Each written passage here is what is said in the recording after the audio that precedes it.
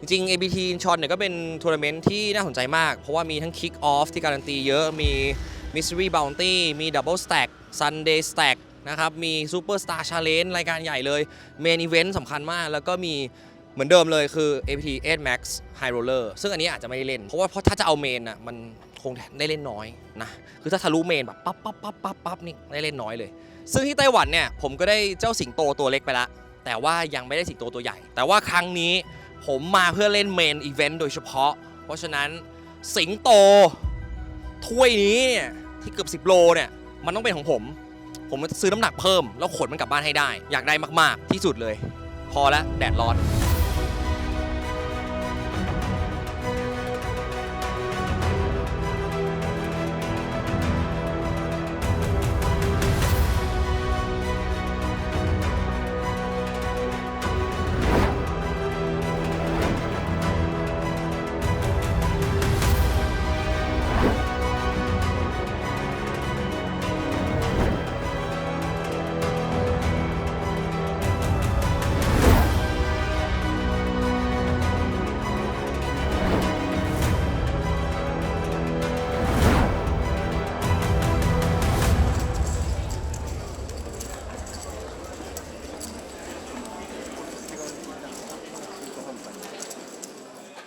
วันนี้มา APT นะครับอาเซียนโป๊กเกอร์ทัวร์ที่อินชอนประเทศเกาหลีครับวันนี้มีการแข่งขันเมนอีเวนต์ก็เดี๋ยวกำลังจะเข้าไปสมัครรีจิสเตอร์ที่นี่ครับ Main event. Yes please This is for your dealer. Okay Dealer.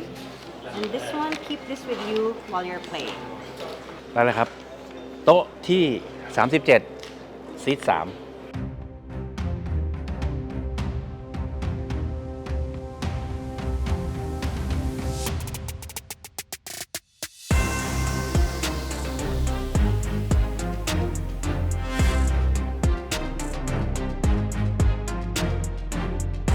เมนอีเวนต์เนื่องจากมีคนเล่นเยอะมากนะครับสถานที่ที่แข่งที่เขาเตรียมโต๊ะไว้เนี่ยอาจจะไม่เพียงพอซึ่งก็จะเป็นเหมือนกันทุกที่ก็จะแยกอย่างเช่นสมมุติถ้าเกิดต้องเล่นทั้งหมด4 วันนะครับถึงจะได้ผู้ชนะถึงได้ Final Table จนกระทั่งเหลือคนสุดท้ายเนี่ยในวันที่1เนี่ยคนจะเยอะมากๆเพราะนั้นเขาก็จะแยกเป็น Day 1A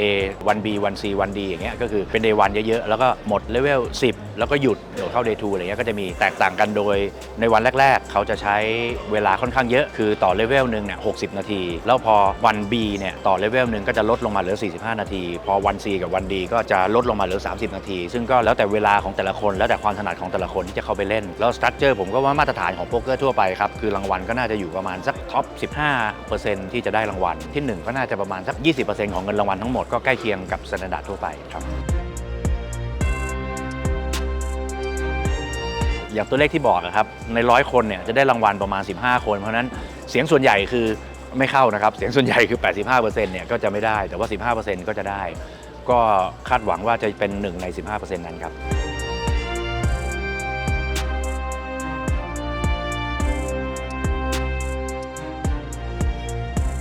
ก็ยังไม่มีอะไรเลยครับ Early Stage มีอยู่สัก 40,000 นิดๆก็ประมาณ Average ครับ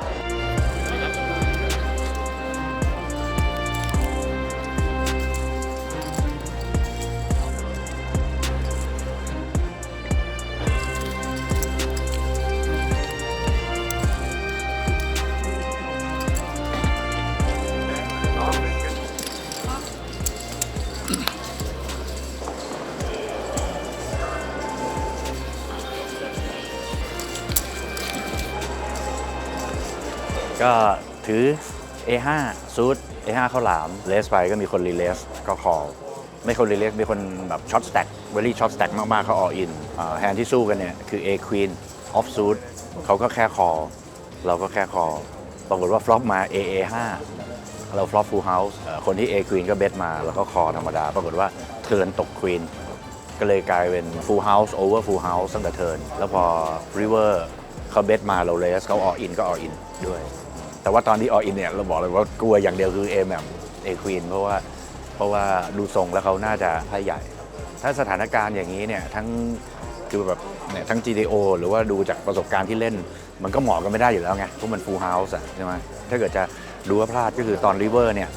ไม่ควรรีเลสแต่มันก็ไม่รีเลสไม่ได้ไง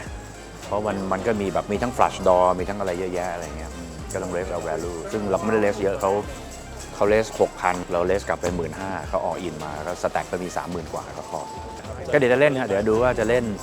จะเข้าก็มันจะมีพรุ่งนี้อีกวันหนึ่งวันนี้เดี๋ยวอาจจะเล่นเล็กๆสนุกก่อนแล้วพรุ่งนี้ก็ไปเล่น30 นาทีเป็น day 1C ครับ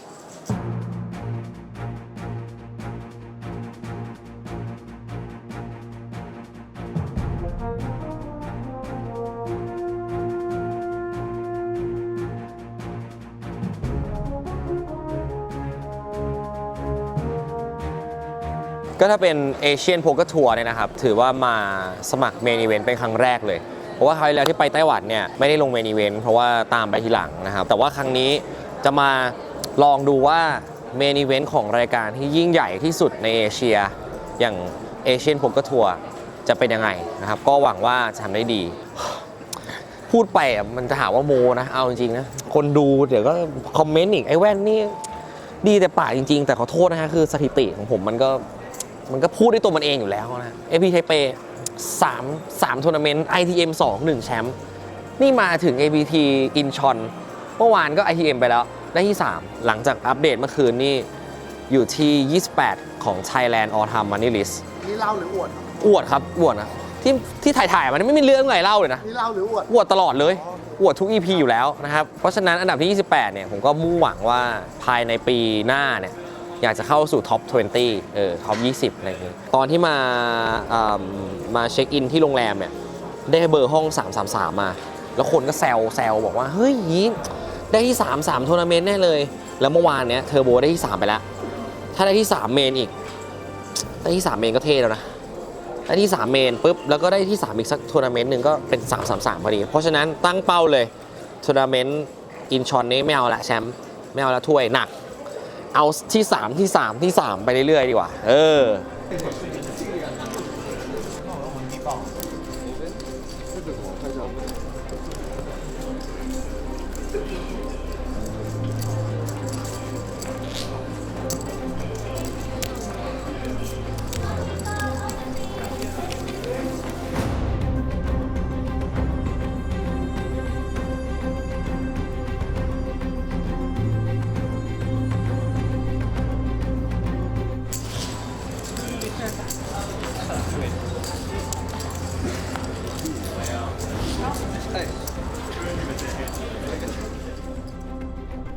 ก็ยังอยู่ ก็ยังอยู่ ก็ยังอยู่ เล่นไป2เลเวลเอง ใช่ ก็ starting stack มี 40,000 ตอนนี้ผมมี 48,800 เริ่ม 40,000 มีประมาณเกือบ 60,000 ตอนแรกมี 60,000 กว่าล่วงไป ผมจะดับเบิลอัพแล้วตอนแรกเพราะว่าผม Open Ajax Suit ที่คัทออฟ Button Call Big Buy T-Bet 6,000 ผมคอ Big Buy หมอบฟอบ King Jack X เขาเบ็ด10,000โหเบ็ดแบบ แปลก 70%ผมไปคอไปด้วย Second Pair Turn A มัน all in เลย ผมแบบ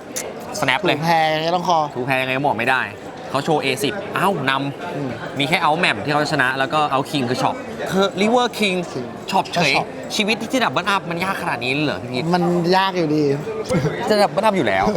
มีแฮนด์ที่หลบได้เพราะว่าถือ King 9 ชูดอยู่คั t ออฟก็โอเพนไปเขาคอมาด้วย Big Buy เขาโปรเทคเปิดมาเป็น King 2-3 มั้งเราท็อปแพรแล้วก็เบสประมาณ 3-40% อะไรเงี้ยเขาทูเบสมาหนักๆเลย แล้วก็คอเทิร์นออก9ทูแพรกูเบสแล้วเขาทูเบสกูอีกรอบนึง อ๋อโหดับเบิลเช็คเลสเหรอ ใช่โดนเช็คเลส โห แล้วกูก็คอหรือว่าคออินเลย แล้วก็หมอบคิง9เขาเปิดมาเขามาติดฝัดใบสุดท้าย เกือบล่วงละ ไม่ใช่หรอกแบบ ก็ยื้อๆกันไว้ อีกชั่วโมงเดียวก็จะจบ day 1 ไปแล้ว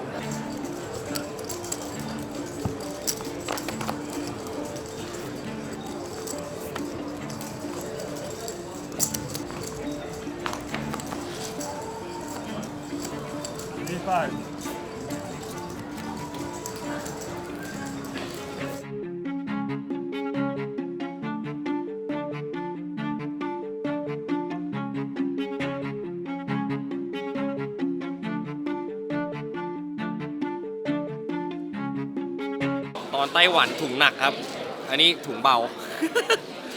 อันนี้ก็เข้า day 2 ไปด้วยชิปประมาณ 83,600 นะครับ ก็เหนือ average stack นิดหน่อย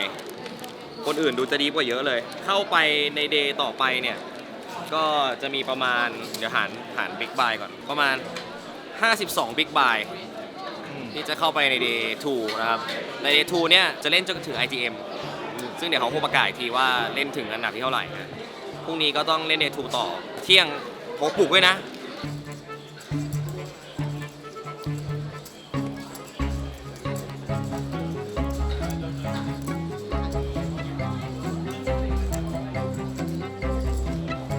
Please put your receipt in the bag.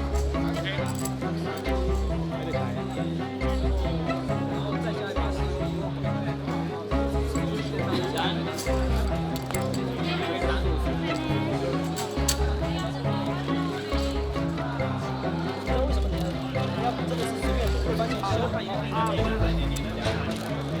โอเควันนี้ผมเพิ่งมาถึงนะตอนเช้าแต่ว่าผมนอนเลยก็เลย ไม่ได้เล่นไฟล์ซีที่ผมเล่นไฟล์ดีแต่ว่าเลดเรสด้วยก็โชคดีมากผมว่าคลิปผมอาจจะแบบท็อปสแต็กอยู่ตอนเนี้ยดวงดีครับวันนี้แบบในช่วงจังหวะออลอินสำคัญแล้วก็มีบางตาที่เหมือนไพ่เข้าทางเราบลัฟแล้วก็ผ่านอะไรเงี้ย2,1,300 ชิปนะครับดีใจที่กลับมาจริงๆชอบที่นี่มากชอบแบบโลเคชั่นชอบ APT จัดแบบดีขึ้นเยอะเดี๋ยวกลับมาเล่นกันพรุ่งนี้ครับ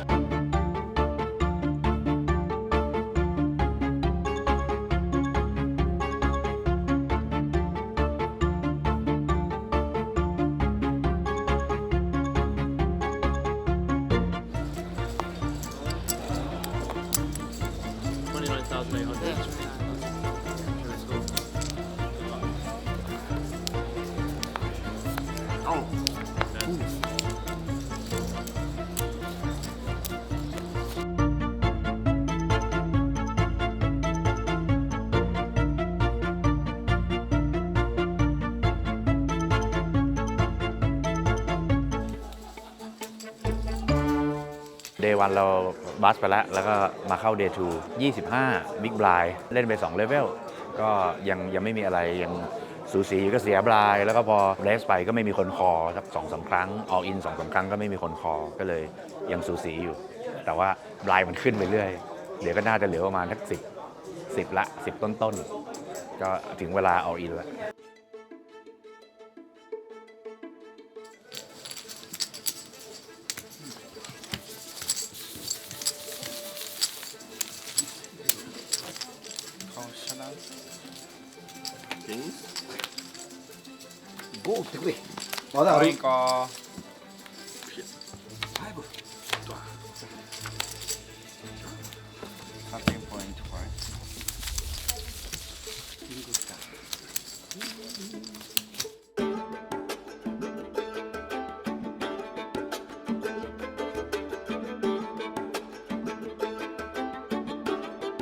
เพิ่ง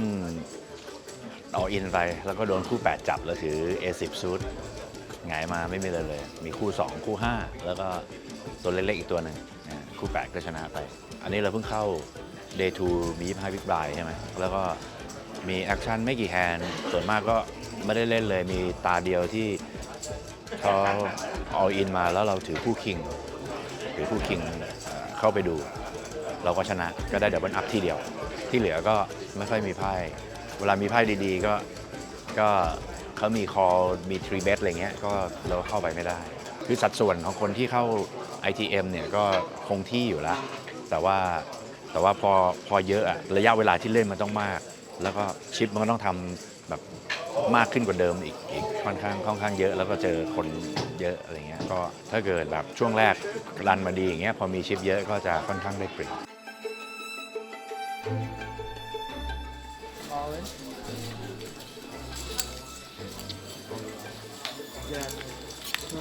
No, wait, maybe you have more than me. Oh, okay.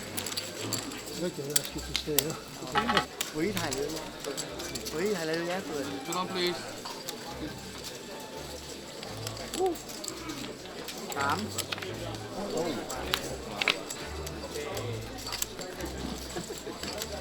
สายยาก Welcome back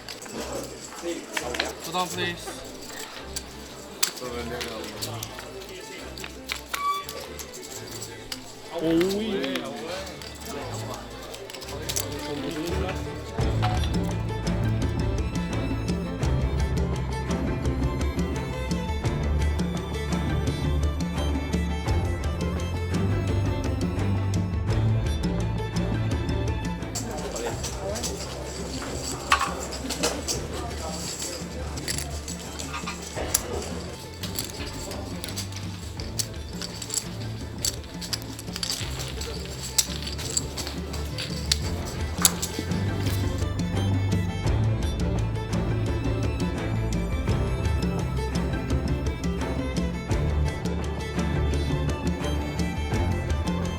ตอนนี้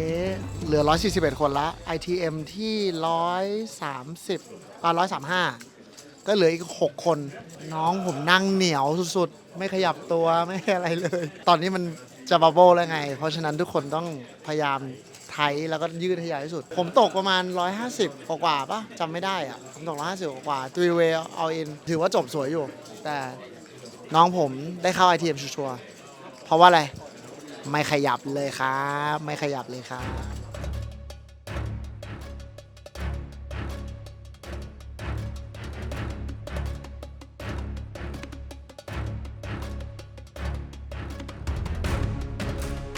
Turn and river, please. Go ahead.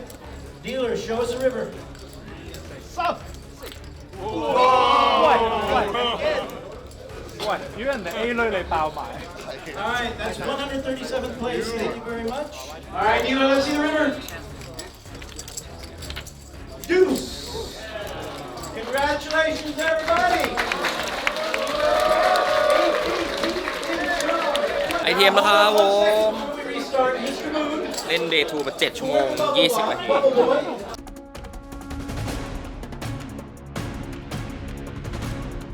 ชิปไม่หนักอีกแล้ว ก็เป็นชิปเบาๆนะฮะเข้า Day 3 ครับ อย่างน้อยก็ ITM เนาะ Average Stack อยู่ที่ 207,000 มีอยู่ 201,000 แต่คิดว่าน่าจะรีซูมที่เลเวลเดิมนะ เลเวล 17 นะครับ ก็ Blind คือ 3,000 6,000 638 34 35 Big Buy อะไรประมาณนี้ พอไหว ไปกันต่อพวกเรา คิดว่าเล่นเป็นไงวันนี้ เล่นดีมาก คิดว่าเล่นดีทุกแฮนด์แล้ว ไม่รู้สึกว่ามีแฮนด์ไหนที่ผิดพลาดเลย พูดอย่างนี้มันอาจจะดูแบบดูหลงตัวเองไปนิดนึง แต่ว่ามันเป็นการประเมินตัวเองไงมันเป็นการประเมินตัวเองว่าแบบไม่ได้มีแฮนด์ไหนที่รู้สึกติดใจอะไรเท่าไหร่ ใช่ วันนี้ผมก็คัมแบ็กแบบเกินที่เริ่มเมื่อวาน15,000เนาะแต่ว่าวันนี้แบบตอนแรกแบบผมขึ้นไปประมาณ300,000 กว่า แต่ว่าเสียตาเอคิงเอควีนเอคิงตาหนึ่งก็กลับมาพักก่อนขอบคุณครับ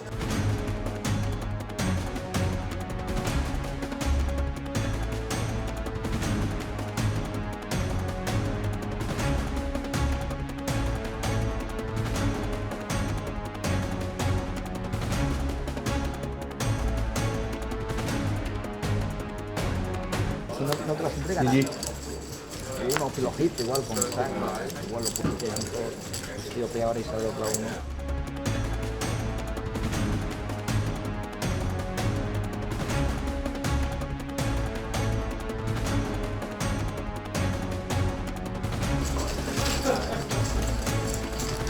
แนวอะไรวะ93 แพ้แฮนด์ใหญ่ ชนะแฮนด์เล็กแล้วตอนสุดท้ายก็ ON 7 Big Line กับ King 10 โดน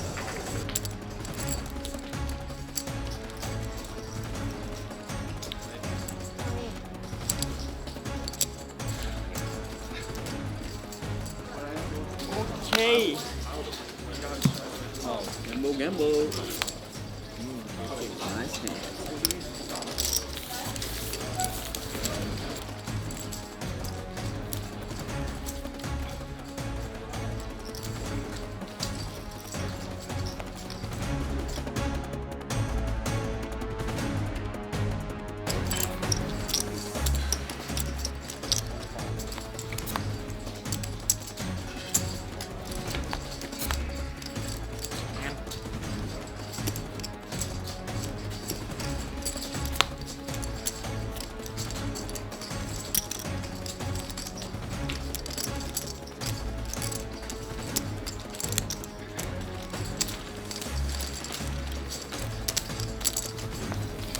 ทุกคนครับมันเหมือนกับโรลเลอร์โคสเตอร์ฮะ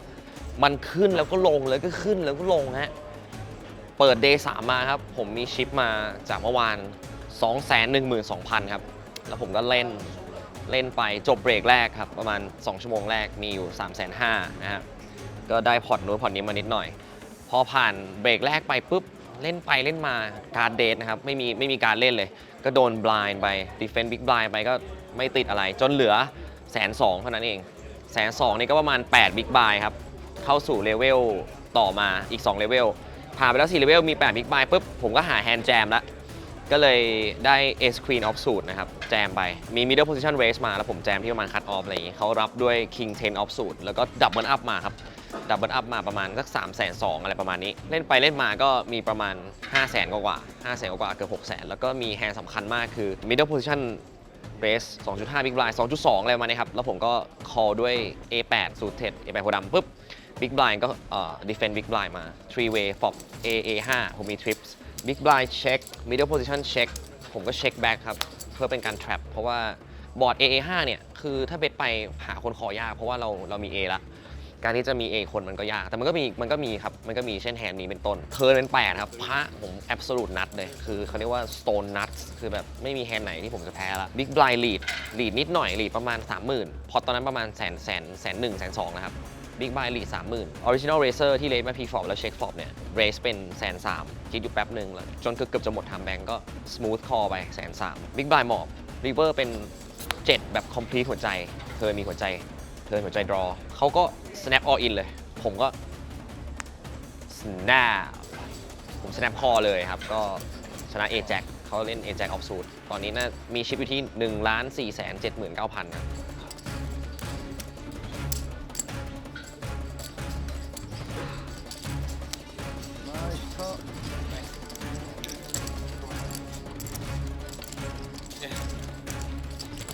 ก็คือมีประมาณ60 กว่า Big Buy ชิลๆเลยสบายๆไม่แน่นะว่าสิงโตอันนี้เนี่ยมันอาจจะเป็นของผมก็ได้ขิงได้ครับเพราะว่าชิปเยอะ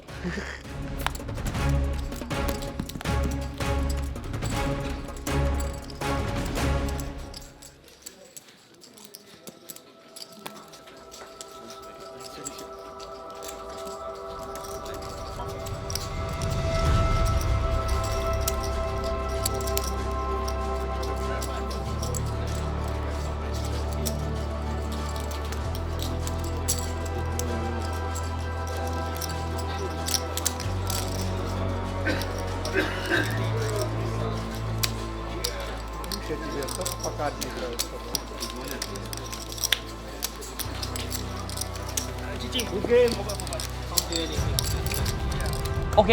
ผมเริ่มมาด้วยการเล่นออนไลน์ออนไลฟ์อีเวนต์นะครับ แล้วก็ทะลุเข้ามา Day 3 เลย โคตรดีฟเริ่มต้นด้วย 569,000 จากชิปที่ Start Stack มา 40,000 เราก็ดีฟเข้ามาเลย ต้องบอกว่าเริ่มต้นล่ะเราค่อนข้างดีฟใช่ป่ะ แต่วันนี้เราเจอแฮนด์ที่แบบเรามีแฮนด์นะ แต่เราเล่นไม่ได้ แล้วก็หมอบทูแพ้ให้เขาหมอบอะไรอย่างเงี้ย แต่เขามีนัดนะ ก็ถือว่ากู๊ดโฟลผมไปถามเข้ามา ก็คือชิปก็จาก 560,000 อ่ะ ลงมาเหลือ 300,000 หลังจาก 300,000 นั้นใช่ไหมครับ ก็คือปั้นขึ้นมา 800,000 ล้านนึงอ่ะ แล้วก็สวิงอยู่ที่1,400,000 800,000 วนขึ้นวนไปจนถึงเย็นเลยครับ แล้วก็แฮนด์สุดท้ายผมไปเจอแบบเซตโอเวอร์เซตเจ็บช้ำเขาบอกว่าเจอกันแบบนานๆจะเจอทีนึงเป็นเดือนเจอทีเรียบร้อยเจอที่เมนอีเวนต์สุดยอดไปเลย ได้ที่ 27 จาก 930 คน ความยากของเมนอีเวนต์คือคนเยอะครับแล้วก็ไฟท์กันแบบนัวเนียเลยมันทำให้เราต้องอดทนมากๆอ่ะพอเป็นเมนอีเวนต์อ่ะคนมันแบบ900 คนอ่ะคุณต้องการฟิปแบบอย่างน้อยต้องใช้แบบ5ช็อตอ่ะแต่ถ้าคุณมีไพ่ดีเลือกจังหวะดีเปอร์เซ็นต์คุณจะเยอะมันก็จะเหมือนกับว่าฟิปแต่ว่ามีออสนำแต่ว่าเราต้องใช้จังหวะนั้นนำแล้วต้องผ่านด้วยไงถ้าไม่ผ่านผมก็ตกอยู่ดีสุดท้ายเหลือพี่ท็อปแท็บนะครับก็เนี่ยอยู่นี่เลยต้องดูอยู่นี่เลยตอนนี้ทีมสตาร์เหลือพี่ท็อปแท็บทีมโปรตกทุกคนตอนนี้ก็เหลือคนไทยเป็นพี่ท็อปแท็บแล้วครับต้องเอาใจช่วยพี่ท็อปแท็บกันด้วยก็มีล้านกว่าปั้นจาก10 บิ๊กไลน์โหดมากๆจริงๆพี่ท็อปแท็บเล่นโอเคนะโอเคเดี๋ยวตามไปดูพี่ท็อปแท็บกันดีกว่า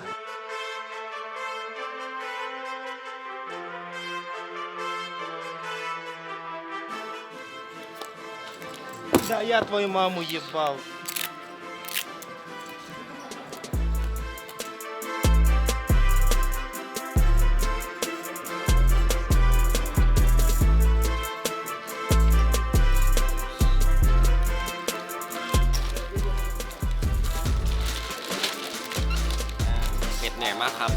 One, two, three. Like an e-sport guy, right? Okay. You got it, okay? Thank you. ทำไมต้องมาถ่ายอะไรอย่างนี้ด้วย เท่ไงเผื่อเข้าไฟนอลครับก็ผ่านพ้น Day 3 ไปครับของ Main Event 16 คนสุดท้าย ตอนแรกเนี่ย Tournament Director เนี่ยบอกว่าจะเล่นถึง Final Table เลยแต่ว่าดูแล้วจะนานเกินไปก็เลยเหลือเป็น two last table ก็คือ 16 คนสุดท้ายครับก็เมื่อกี้เล่นอยู่ที่ Feature Table มานานมากข้อเสียมันก็คือคู่ต่อสู้เขาจะไปดู Replay ไปดูคลิปเราแล้วก็ศึกษาการเล่นของเราในคืนนี้นะครับ แต่ก็ไม่เป็นไรฮะสนุกดีครับได้อยู่ฟีเจอร์เทเบิลแล้วก็เสียดายนิดหน่อยเพราะว่าตอนแรกก่อนที่จะเบรก2เบรกสุดท้ายเนี่ยมีอยู่ 3.3 ล้านแต่ว่าตอนสุดท้ายเข้า Day 4 Final Day มีแค่1.5 ล้านเท่านั้นเองหายไปตั้ง1.8 ล้านเพราะว่าไปแพ้ฟลิปสัก2 ครั้งครับก็มี Ace King Off กับผมเป็นคู่ 10 A กับปักฟอบ A Jack Off ผมเป็นคู่ 6 A กับปักฟอบนั่นก็คือโป๊กเกอร์ครับก็ไปฟลิปกับเขาแล้วก็ไม่ผ่านสักครั้งเลยไม่เป็นไรฮะเราก็เข้าสู่ Day 4 จนได้สำเร็จท็อป 16 นี่ก็ภูมิใจในตัวเองมากแล้วนะฮะกับการเล่นเมนอีเวนต์ของ APT ครั้งแรกพรุ่งนี้ก็หวังว่าจะได้เข้า Final Table นะครับ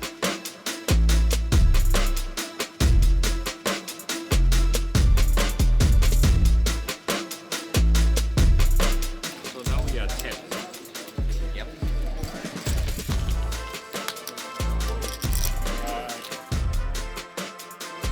Okay.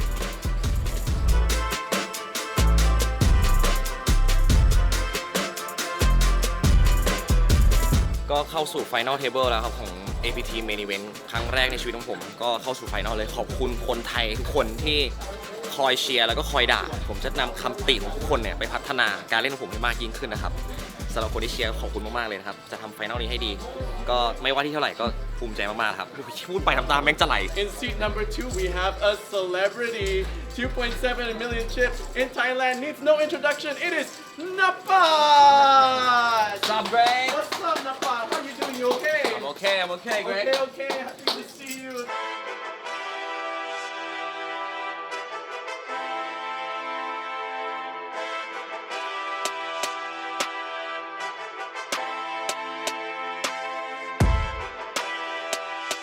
Do you count your Bitcoin? Yeah. Okay, let me think about it. Take your time. I'll hold it. Pocket 6, please. Pocket 6. Jackpot. Lucky fish.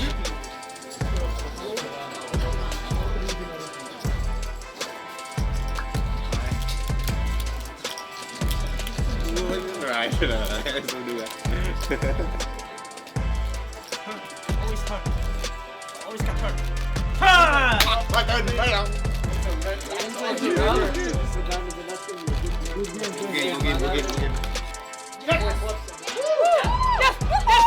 เข้าสู่ดินเนอร์เบรกแล้วนะครับสำหรับเมนอีเวนต์ Final Table ไม่คาดคิดเลยว่าชีวิตจะดำเนินมาถึงจุดที่ได้ท็อป 4 ไอเราก็เท่ซะด้วย ใช่ จริงๆเข้ามาในชิปประมาณอันดับ 7 นะครับ เพราะว่าเพราะถ้าคิดตาม ICM เนี่ยได้อันดับ 7 ก็ถือว่าเยี่ยมแล้วเนาะตอนนี้มาเป็นอันดับ 4 ก็สู้ต่อไปแล้วก็จริงๆ ตอนนี้มันมีอยู่ประมาณ 20 ไม่รู้อันหน้าเหลือเท่าไหร่ อันหน้า 319 บิ๊กได้ anyone's game brother อย่าไปคิดว่าเราน้อยสุดเราคิดว่าถ้าเรามีเกิน15ใบ20ใบมันไม่ต้องแบบอยู่ดีเล่นชับเล่นอะไรแล้วแบบเราเปิดมือก็ได้4 ฮาแล้วก็แบบผมว่าแบบเรามี9ออกเราเปิดมือ แต่รีแจมได้ค่ะ ดีแจมได้เป็นแซกที่ดีสำหรับการดีแจมผมเล่นง่าย ผมไม่ชอบอยู่แล้ว 20 บิ๊กไอ้บิ๊กไลน์เราก็เริ่มดีเฟนได้พี่ว่าเราถ้าแบบตอนนี้มาแบบ you should be very proud เลยนะ มาที่ 4 ก็เท่แล้วป่ะพี่คนนัดบุญศรี ใช่แต่ว่าเราแค่พี่ว่ามันคือเรื่อง1 ชั่วโมงมันมีรูมที่จะเล่นเยอะมาก มัน can make it ตอนนี้มัน anyone's game ใช่นี่มันเกมจริงๆเว้ยไม่ต้องไปรีบไม่จำเป็นว่าไม่ต้องไปรีบว่าแบบเฮ้ยเราช็อตสุดแล้วมันไม่จำเป็นเพราะเราดูสแตทถึงตัวบิ๊กไลน์ว่า20บิ๊กไลน์มันเยอะมากเลย FP อ่ะ จริงคุณรักบัตเตอร์เห็นไหมนี่เมนเทอร์เขาดูอยู่ Ellery Pak, what a run for you. Congratulations placing 4th.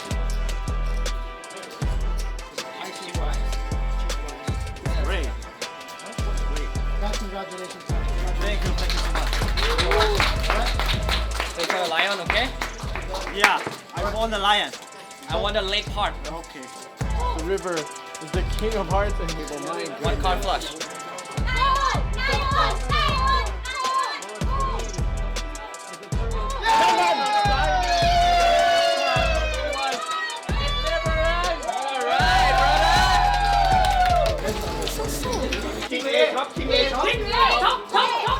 Chop out here.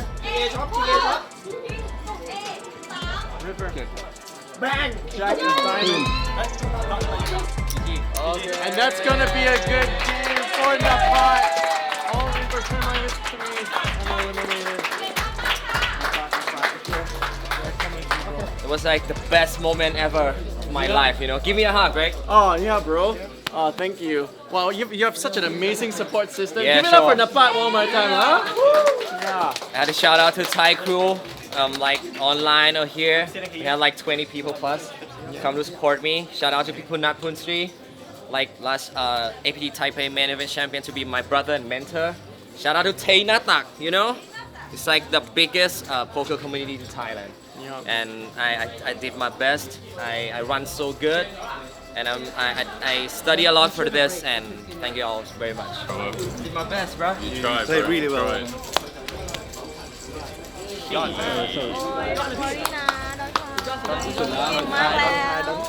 จบไปแล้วครับสำหรับเมนอีเวนต์ของ APT Incheon 2023 ครั้งแรก แล้วก็เข้า Final Table ไปก็พยายามเล่นให้ ladder up เรื่อยๆครับก็พอเข้า 3 คนปุ๊บก็ตัดสินใจ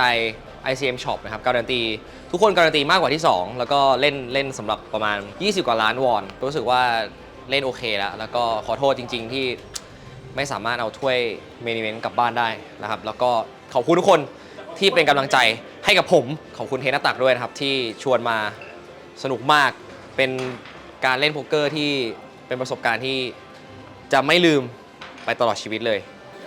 แต่อย่างน้อยเราทำเดียวแล้ว ใน 6 เดือนไม่มีใครแคร์แล้วว่าได้ที่ 2 ที่ 3 First big score ของเต้ก็ได้ที่ 2 แล้วไม่เดียวนอนไม่หลับเดือนนึงถ้าเกิดขึ้นตอนนี้ก็ ไม่ได้คิดอะไร ไม่ได้เสียใจเหมือนเมื่อก่อนมันเสียใจบ่อยพอเล่นทัวร์นะ มันเริ่มชินชอบมัน plus EV ใน happiness ส่วนตัวเลขไม่ชัวร์ แต่ผมรู้สึกว่าพอช็อปปุ๊บผมรู้สึกเล่นดีขึ้นนะ มัน happiness EV happiness EV ผมคำนี้ชอบเลย ในไลฟ์ด้วยนะต้องมี happiness EV ใช่